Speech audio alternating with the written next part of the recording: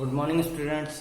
आज का हमारा टॉपिक है टीम वर्क। रिटेल स्टोर में अगर हम रिटेल की बात करते हैं वहाँ पर टीम वर्क बहुत ज़्यादा ज़रूरी है, क्योंकि जो रिटेल स्टोर होता है वो एक टीम की तरह काम करता है। जैसे हम क्रिकेट देख लें, कोई भी गेम देख लें, उसके अंदर जो क्रिकेट की टीम होती है वो लोग सभी मिलकर सेम एफर्ट्स लगाते हैं, उसी के अनुसार फिर वो क्या करते हैं, अपना टारगेट अचीव करते हैं। रिटेल में भी ऐसा ही है, रिटेल में भी आपको टारगेट अचीव करना होता है और अपनी टीम के साथ मिलकर काम करना होता है। रिटेल स्टोर में क्या होता है, अलग अलग टीम्स बनी होती है। जैसे अगर आप लेडीज सेक्शन में काम कर रहे हैं तो लेडीज वेस्टर्न की टीम होगी, लेडीज एथेनिक में काम कर रहे हैं तो लेडीज एथेनिक की टीम होगी। इसी तरीके से अलग अलग टीम्स होती हैं। अभी वहाँ पर होता क्या है, बहुत सारे सेक्शंस काउंटर्स होते हैं जिनमें अलग अलग स्टाफ काम करते हैं। अगर एक ब्रेक पे जाएगा तो दूसरा उसके काउंटर का ध्यान रखेगा, उसके कस्टमर अटेंड करेगा। तो जो और अगर जब हो जाएगा तो दूसरा उसके काउंटर का ख्याल रखेगा। तो इसमें क्या होता है, एक एरिया ऑफ रेस्पॉन्सिबिलिटी भी बताई जाती है स्टाफ को। एरिया ऑफ रेस्पॉन्सिबिलिटी क्या होती है, वो होता है जैसे आपका जो एरिया, अगर आप लेडीज वेस्टर्न में और किसी रीजन से अगर वहाँ पर 2 या 3 स्टाफ एक साथ अगर छुट्टी पर है, तो वो जो एरिया है जहाँ पर आप खड़े हैं उसमें जितने भी 3-4 काउंटर, उन सबकी जो रेस्पॉन्सिबिलिटी है वो आपकी है। आप ही को वहाँ क्या करना है, काउंटिंग करनी है, कस्टमर अटेंड करने हैं, प्रोडक्ट को सही से तरीके से लगाना है, वीएम करना है, सभी जिम्मेदारी किसकी, आपकी है। तो ये सब क्या है, एक टीम बिल्डिंग है, टीम वर्क है। क्योंकि अगर आप उनकी जगह काम करोगे तो कल को वो लोग आपकी जगह काम करेंगे। और यही ट्रेनिंग में रिटेल में सिखाया जाता है कि आपको क्या है, एक टीम में काम करना है, एक टीम में मिलकर टारगेट अचीव करना है। जैसे क्या होता है, अगर 3-4 अगर आपके पास काउंटर है रिटेल स्टोर में, तो 3-4 काउंटर्स के एक साथ सबके इंडिविजुअल जो टारगेट होंगे वो अलग से होंगे। इसके अलावा टीम का टारगेट अलग से होगा। अगर आपकी टीम अचीव कर लेती है टारगेट तो भी आपको उसका पेनल्टी या इंसेंटिव मिलता रहेगा। और अगर आपका पर्टिकुलर काउंटर ही नहीं कर पा रहा तो उसके अंदर और लोग आपकी मदद करेंगे सेल करवाने में, जिससे कि आप भी अप आ सकें, ऊपर आ सकें और उनके बराबर कंधे से कंधा मिलाकर सेल कर सके। तो हम देखें रिटेल के अंदर क्या है, टीम बिल्डिंग सबसे ज़्यादा जरूरी है। टीम बिल्डिंग के बिना कुछ भी संभव नहीं है। एक टीम का होना बहुत ज़्यादा जरूरी है रिटेल के अंदर।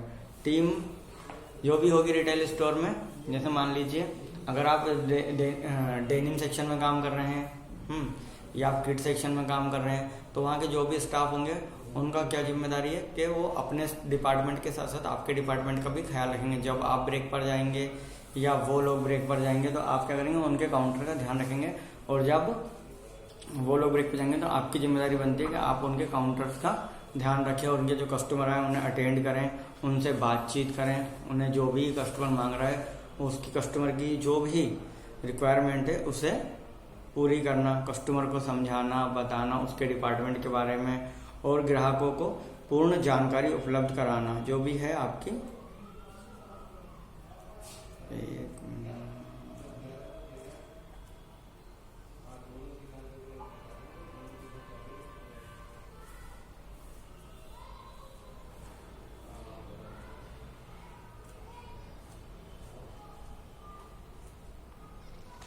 हाँ, तो इसके अंदर क्या है, हमारी रिटेल टीम में ये करना है। जैसे मान लीजिए कोई स्टाफ अगर छुट्टी पर, तो उसके डिपार्टमेंट की ग्लोबल काउंट करना, उसके डिपार्टमेंट की साफ सफाई करना, हाउस कीपिंग करना, उसके काउंटर की सभी जिम्मेदारियां किसकी बन जाती है, आपकी। तो ये क्या है, टीम बिल्डिंग है। टीम बिल्डिंग के अंदर आपको और क्या करना है, अपने जो सहयोगी हैं उनके साथ अच्छा व्यवहार बनाए रखना है, जिससे कि वो भी कभी अगर आपको कोई प्रॉब्लम हो, आप कभी कहीं छुट्टी पर जा रहे हैं तो वह आपके डिपार्टमेंट को देख सकें। टीम बिल्डिंग के लिए बहुत सारे प्रयोजन वहाँ हो सकते हैं। जैसे मान लीजिए आप और आपके टीम मेंबर्स मिलके कस्टमर्स के लिए जो भी कोई फेस्टिव ऑफर चल रहा है उसके बारे में कस्टमर को जानकारी देना, समझाना। अगर उसको कोई दिक्कत आ रही है तो आपको जाके कस्टमर को उसके बारे में जानकारी देना। इस प्रकार से आप अपने सहयोगियों को हेल्प कर सकते हैं और उन्हें बता सकते हैं, समझा सकते हैं कि यहाँ पर क्या क्या ऑफर चल रहे हैं, स्कीम चल रही है। और टीम बिल्डिंग में आपको ये भी ध्यान रखना है कि जो भी आपके स्टाफ है उनको अगर किसी प्रकार की कोई दिक्कत आ रही है, उसको अगर किसी हेल्प की जरूरत है तो आपको वो हेल्प करनी है, उसको समझाना है। आपकी टीम का कोई एक सदस्य है वो बहुत ज़्यादा कमजोर है, उसको चीज़ें समझ में नहीं आती है, तो उसको चीज़ें धीरे धीरे समझाना, बताना, उसकी मदद करना, उसका हौसले को बढ़ाए रखना हमारी जिम्मेदारी बनती है। और हमारा जिम्मेदारी जब तक बनी रहती है जब तक कि वो पूरे तरीके से उस काम को सीख नहीं जाता, पूरे तरीके से उसके समझ में नहीं आ जाता। 251 पेज नंबर।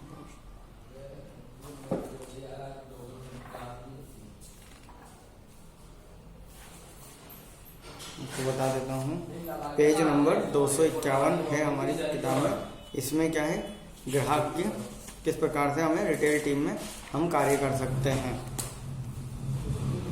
हमारे सहयोगियों के साथ हम टीम बिल्डिंग किस प्रकार से बनाए रख सकते हैं। कुछ प्रमुख उपाय: मीटिंग में जानकारी साझा करना, सहयोगियों के साथ खुलकर अपनी प्रवीणता और ज्ञान साझा करें। नम्रता से बात करना, अपने जो भी स्टाफ है, हमारे टीम मेंबर्स, उनके साथ नम्रता से बात की जानी चाहिए।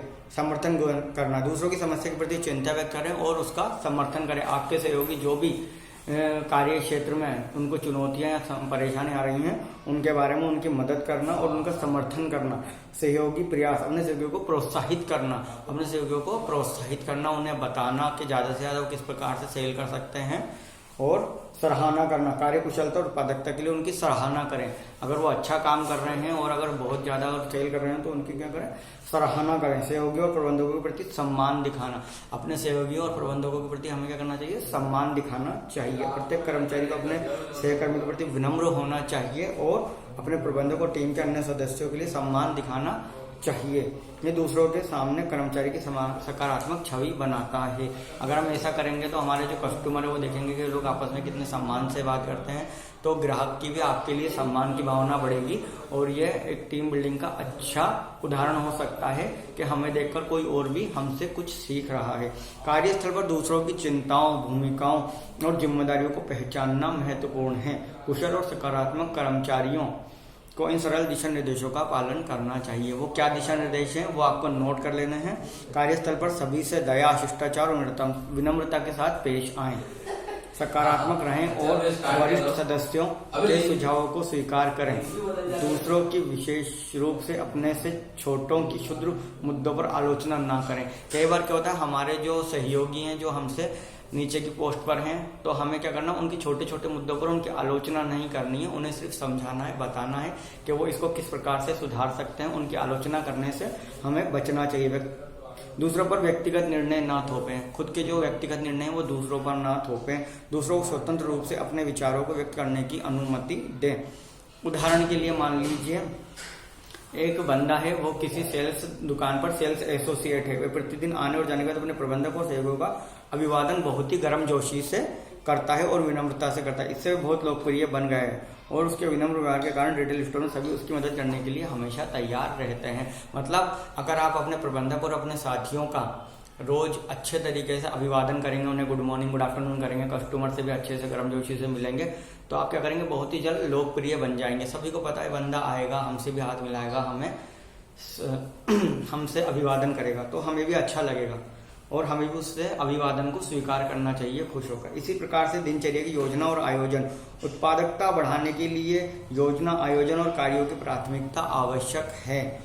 व्यक्तिगत और टीम के स्तर पर कार्यों की योजना और आयोजन काम की प्रगतिशीलता में सुधार लाने में सहायक होते हैं। ये तनाव को कम करने और कार्यस्थल में उत्पादकता बढ़ाने के लिए भी आवश्यक है। समझ गए। इसी तरीके से लक्ष्यों को प्राप्त करने के लिए सहयोगियों के साथ मिलकर काम करना। कोई भी हमें टारगेट अचीव करना है तो हमें क्या करना है, हमारी टीम के साथ मिलकर उस टारगेट को अचीव करने के लिए हमें काम करना होगा। समान लक्ष्यों को प्राप्त करने के लिए सभी कर्मचारियों को प्रभावी ढंग से मिलकर प्रयास करना चाहिए। मतलब समान लक्ष्य कैसे होगा हम सबके, कि हम एक टीम में काम कर रहे हैं तो हमारा एक ही टारगेट है सबका, जो हमें हमारी कंपनी से मिला, हमें उसको जल्द से जल्द अचीव करना है। जैसे बिक्री में वृद्धि करना, मिलकर कार्य करना स्वस्थ काम का वातावरण बनाने की दिशा में एक सकारात्मक प्रभाव है। कर्मचारियों को जिम्मेदारियां दी जानी चाहिए और उन्हें टीम वर्क करने के लिए दूसरों के साथ जानकारी साझा करने में सक्रिय होना चाहिए ताकि वे लक्ष्यों को तेजी से कुशल तरीके से प्राप्त कर सके। टीम में काम करते समय कर्मचारियों को पता होना चाहिए कि अन्य सदस्यों के काम के प्रति दृष्टिकोण और काम करने की आदतों को समझना, उनका सम्मान महत्वपूर्ण है। सहयोगी मिलकर काम करते हैं। सभी स्टोर्स में सभी सहयोगी मिलकर काम करते हैं। कुछ रणनीतियां जो टीम के अन्य सदस्यों के साथ काम करते हुए कर्मचारियों को समय पर लक्षित करने में सहायक हो सकती हैं। अपने काम के लिए जवाबदेही लेना। जो हमने काम किया उसके लिए हमें क्या जवाबदेह होना चाहिए। टीम के अन्य सदस्यों के योगदान को पहचानना और उनकी सराहना करना। अगर हम टीम लीडर हैं या टीम के सदस्य हैं तो हमें जो हमारे सहयोगी उन्होंने क्या काम किया हमें उन्हें पहचानना और उनकी सराहना करनी चाहिए। टीम के अन्य सदस्यों के योगदान को पहचानना, सहयोगियों की भावनात्मक समर्थन देना, जैसे प्रोत्साहन और सहानुभूति दिखाना।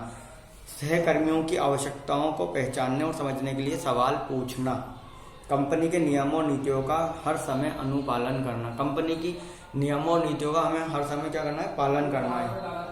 अब है काम के हिसाब से संसाधनों टीम के आकार को संरेखित करना। काम के हिसाब से जितना काम है उसको हमें किन किन सदस्यों में किस प्रकार से बांटना है, यह हमें पता होना चाहिए। टीम के सदस्यों के बीच आपसी स्वामित्व और संयुक्त जवाबदेही की भावना का विकास हमें करना चाहिए। कोई कार्य है, अगर हमने 4 लोगों को दिया है तो वो चारों लोग उसके लिए जवाबदेह हैं, हमें उन्हें पहले ही बता देना चाहिए, क्योंकि काम जब होगा नहीं, अगर उसमें कोई दिक्कत आ रही है तो हम उन चारों से सवाल कर सके और वो एक सही आंसर हमें कर सके। इसलिए सभी दल के सदस्यों के प्रयासों को तालमेल बिठाना बहुत ज्यादा आवश्यक है। साझा दृष्टिकोण के अनुसार टीम के लक्ष्यों का विकास करना, चुनौतियों और कठिनाइयों की स्थिति में सहायता की मांग करना, सभी संदेह और प्रश्नों के समाशोधन द्वारा कार्य की आवश्यकताओं को पहचानना और पुष्टि करना। जो भी उनके सवाल हैं, क्वेश्चन है, आंसर है, उनको सही से उन्हें समझाना और बताना।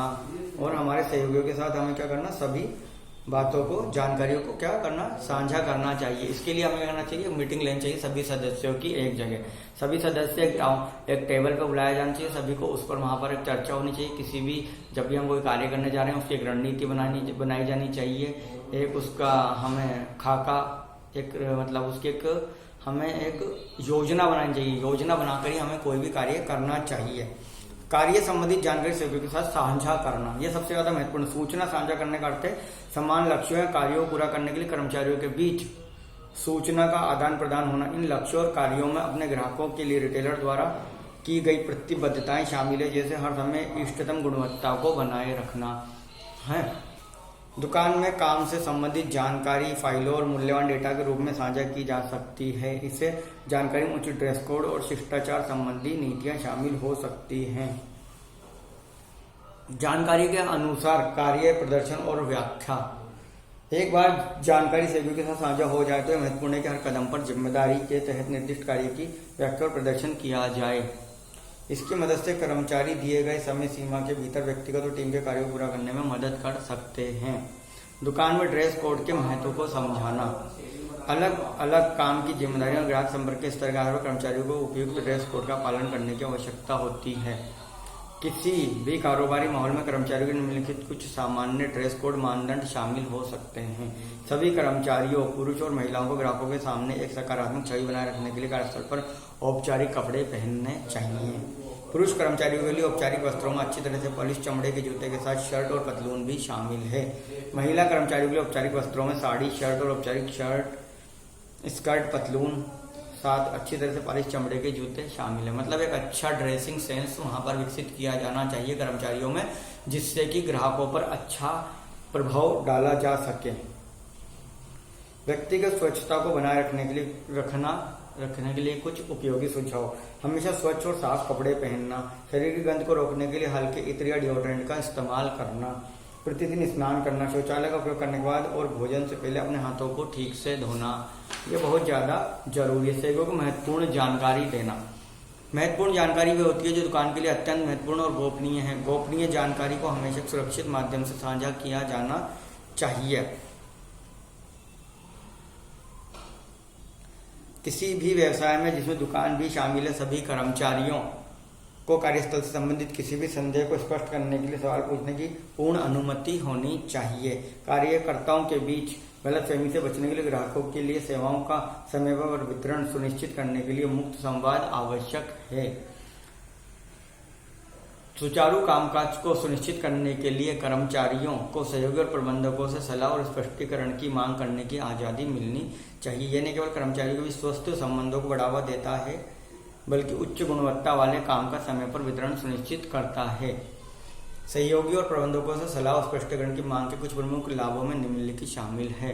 व्यावसायिक प्रक्रियाओं में खामियों को रोकना और उन पर काबू पाना, काम करने के लिए स्वास्थ्यपूर्ण वातावरण बनाए रखना, उत्पादों और सेवाओं का समय पर वितरण सुनिश्चित करना, ग्राहकों के व्यापार की सकारात्मक छवि और अच्छे चरित्र को बढ़ावा देना। मतलब इसमें यह है कि जब भी हम कोई भी टीम में काम कर रहे हैं तो हमें सभी सहयोगियों का ध्यान रखना है, वो क्या काम कर रहे हैं। अगर अच्छा काम कर रहे हैं तो उनको उत्साहित करना, और अगर कुछ उनमें गलत चल रहा है, गड़बड़ चल रही है, तो उनको बताना कि वो अपने काम को किस प्रकार से सुधार सकते हैं, सही कर सकते हैं, उनका हौसला बढ़ाना और उन्हें बोलना कि नेक्स्ट टाइम वो इससे बेटर कर सकते हैं, इससे अच्छा कर सकते हैं। उनको हतोत्साहित कभी नहीं करना। एक टीम, अच्छी टीम का जो टीम लीडर है वो यही करता है, अपने सहयोगियों को हमेशा प्रोत्साहित करता है, ना कि हतोत्साहित करता है जिससे कि वो कार्य को पीछे ले आए। इसलिए एक अच्छे टीम लीडर की सबसे ज्यादा जरूरी क्या है कि अपनी टीम को साथ लेकर चले समान लक्ष्यों के लिए, और उसमें आ रही चुनौतियों का सामना करे और उन चुनौतियों को दूर करे और उस समान लक्ष्य को जल्द से जल्द प्राप्त करे। Thank you.